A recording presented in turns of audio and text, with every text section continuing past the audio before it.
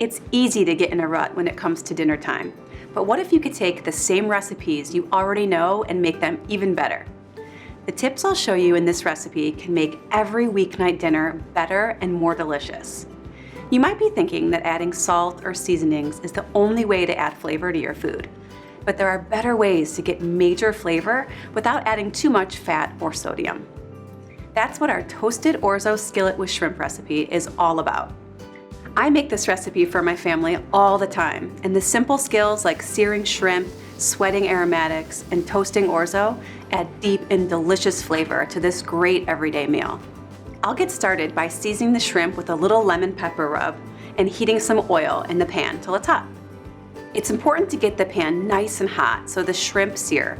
Searing is a really fundamental cooking skill where you cook food, usually meat, poultry, or seafood, at a high temperature until it develops a crust.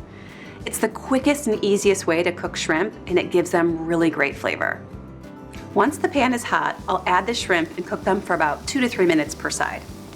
When they're done cooking, they'll have a browned exterior and a tender interior, and they'll look opaque with a pearly pink color. Next, we're going to melt some butter in the same pan so it gets all the delicious flavor the shrimp left behind. Then I'll add some onion,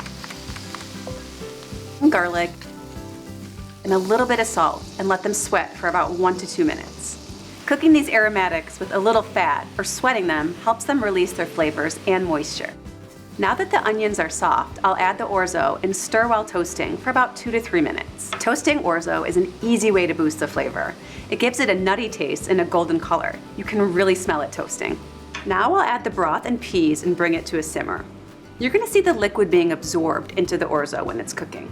When the orzo is done cooking, add the shrimp back in with half of the cheese and the lemon juice and stir it all together. I love how the lemon juice really brightens up this recipe and makes it taste fresh.